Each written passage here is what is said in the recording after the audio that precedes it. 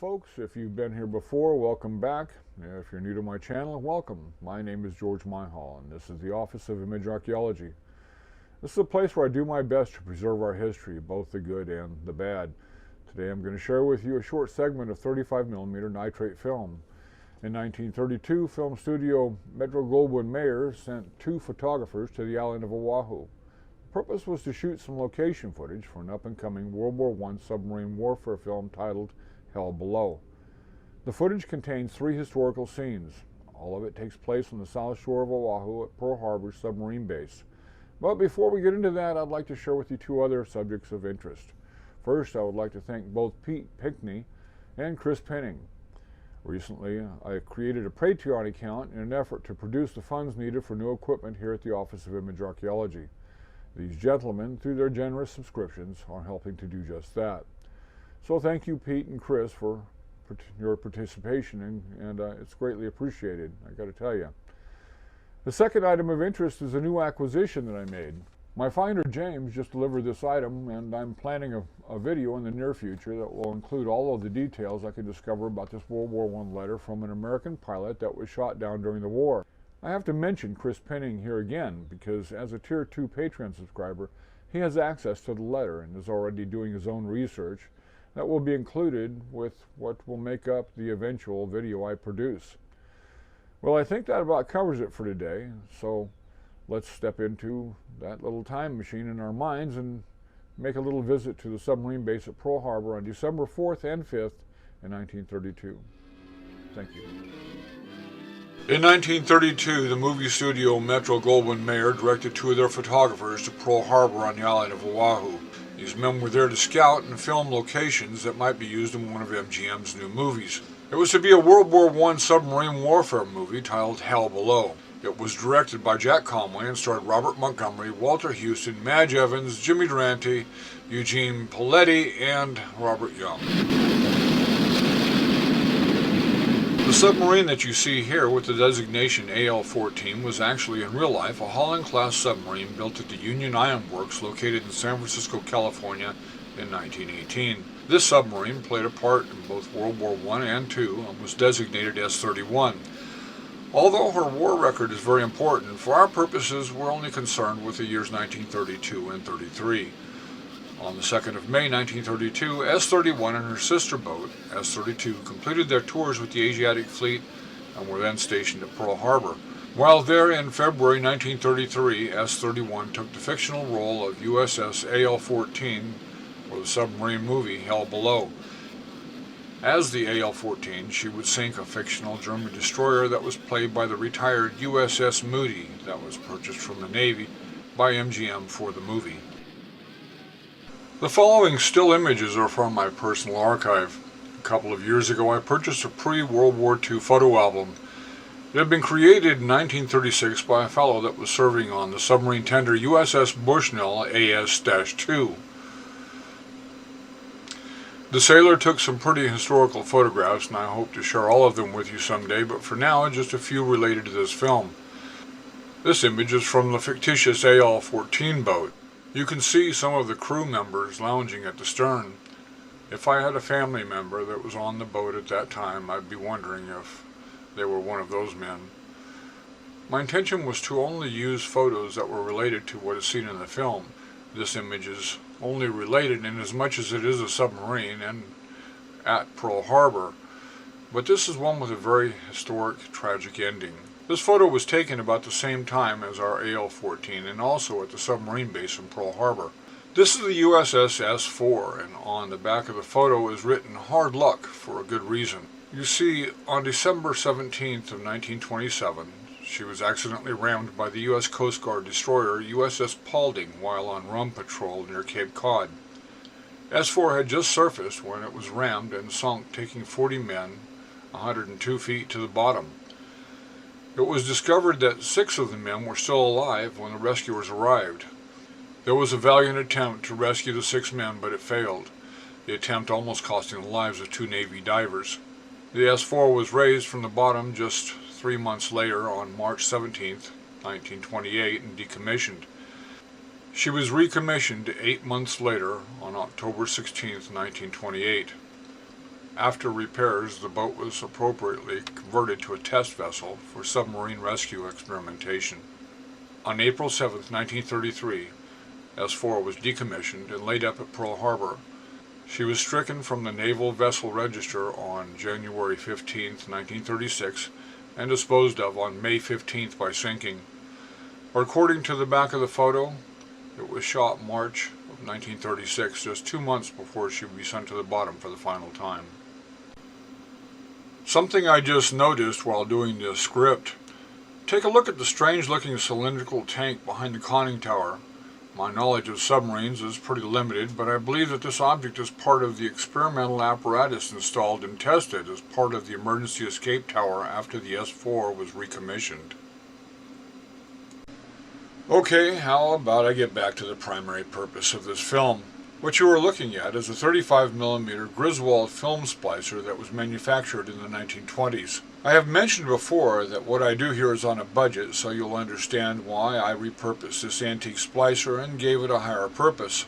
I did not have any ability to digitize 35mm film other than cutting it up and scanning it with my Epson flatbed scanner. In some cases that is necessary. An example would be when processing film that is so damaged, conventional processing is not possible. In the case of this film, conventional processing would be the way to go, but alas, I am without the means to accomplish this task as I do not own the proper equipment, and sending it to another party is out of the question for two main reasons.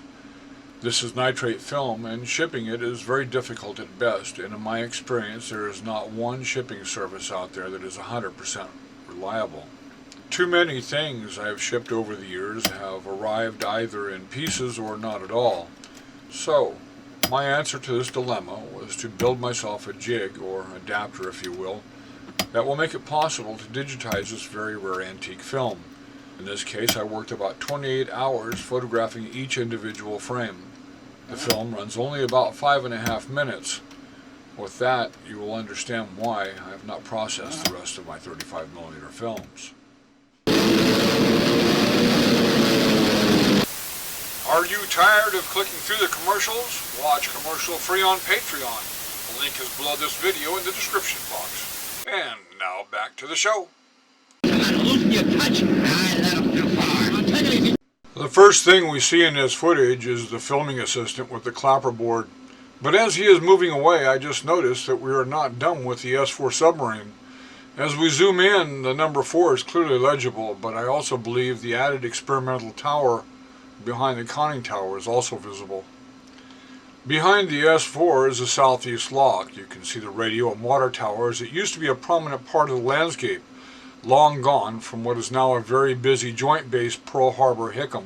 Using this photo of a Pearl Harbor diorama that I took at Ford Island a few years ago, we can place our man behind the camera right about here and facing the southeast lock and the area where Scott Pool is located near Pearl Harbor Boulevard today. And here are the water and radio antenna towers that appear in our film. I would like to point out that the Pearl Harbor Submarine Diver Training Tower stands just to the left and a little south of our cameraman.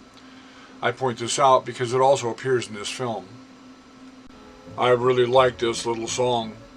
I believe it was recorded not long after this film was shot and is titled Hawaiian Skies. Because of the film's historical value, I chose not to trim too much from these scenes. Although there is not much happening, it will give those of you that are familiar with the area a real chance to look around.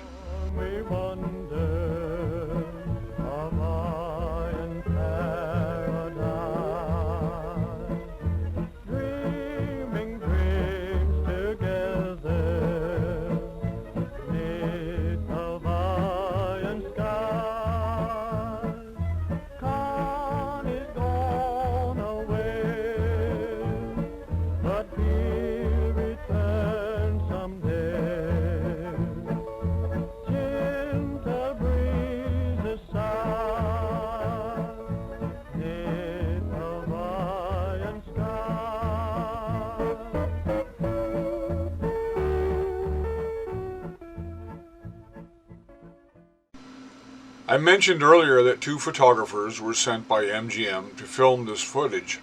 This one, Harold Morzorati, who has just a few credits as cinematographer, with his last being a film titled The World, the Flesh, and the Devil in 1959. From 1932 to 1983, the most recognizable structure on the submarine base at Pearl Harbor was the escape training tank.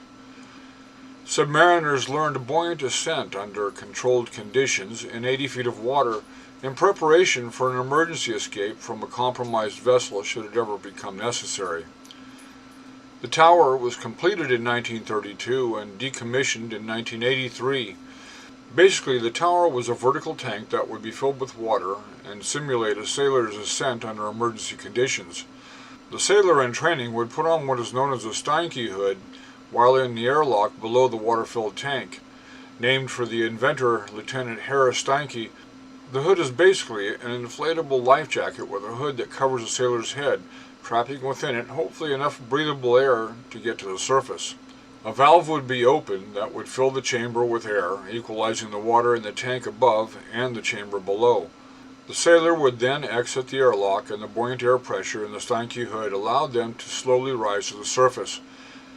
In 1983, the tower was retired, and Rear Admiral Jack Darby had it repurposed to serve as a crow's nest / conference room, and is now known as the house that Jack built. The following still photos were part of the same photo album that contained the images of the S-4 and fictitious AL-14. As luck would have it, that photographer took additional photographs that will more than complement this film footage. These are mostly dated with the year 1936, and in one case the month of February. This first image is a view from the finger piers where the submarines are moored toward the now completed tower, elevator shaft, and support buildings, and officers' quarters to the rear. That's a nice shot of the submarine escape training tower and the surrounding buildings. I like the automobiles out on the pier, the dock out there. The S-23 submarine is clearly visible, and that submarine didn't arrive into Pearl Harbor until 1932. And then look at all the pennants and American flags, and you got their sunscreens up on the subs. So there's some sort of celebration going on here. And here is a view of Sub Row, and I'm just guessing, but it looks like it might have been taken from the training tower.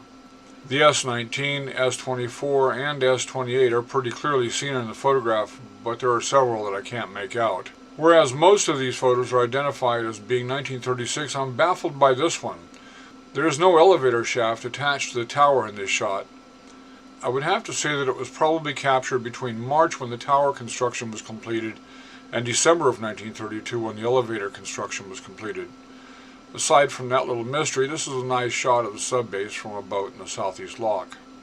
You will remember I spoke of 2 photographers being sent to shoot possible location footage by MGM for the film Hell Below. Of the 2, Harold Rosson had a giant career. As a cinematographer, he worked on David O. Selznick's 1939 film Gone with the Wind, where he shot the burning scenes of Atlanta. Rosson also received 5 Academy Award nominations for his photography on The Wizard of Oz.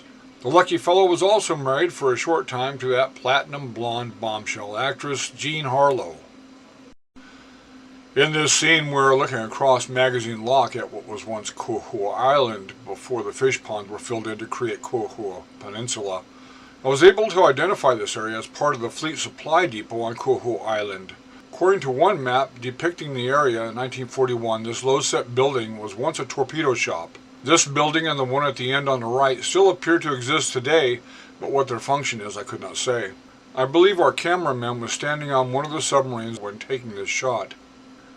As with any of these projects where a lot of research is done, I discovered a lot of information that I did not previously know. One item I found pretty amazing was that during the attack on Pearl Harbor, the submarine base was completely unscathed. Not one submarine or any of the support facilities were damaged. So I thought I would take a look at what kind of damage the United States submarines did to the Japanese war effort when the U.S. entered the war. The Japanese lost 1,178 merchant ships, sunk for a total tonnage of 5,053,491 tons. I couldn't find an exact total for Japanese naval ships sunk, but from what I read, our submarines dealt an excruciating blow to the Japanese overall war effort in the Pacific. My question in the end was simple. Did they miss the sub-base, or was it just not part of the plan? Either way, I think it was a mistake, one they were absolutely aware of before the end of the war. As the S-32 slips once again into the past, I can't help but think about those men we see on deck. Are they related to someone that might see this film, someone's grandfather or maybe great-uncle? While the submarine S-32 did not play any part in the actual movie Hell Below, her sister S-31 will surely live on in the guise of the fictitious USS AL-14. As a submarine warfare film, it is truly a classic in the genre. Like all those wonderful films of old Hollywood, this one has a good guy, a bad guy, and a very pretty girl with no sex, gore, or foul mouths. What happened to the movie industry is a real shame. What is happening to America is a real horror story. Well, I really hope you enjoyed this video and will share it with others. Please look at that like button below and maybe make use of it, and subscribe if it suits you. If you care to support my channel, I will leave a link to both PayPal and Patreon below in the description box. As I sign off here, I'm going to play that song, Hawaiian Skies. I really like that song. I'll play it with the film without all the distractions. Thanks for watching, and we'll see you next time.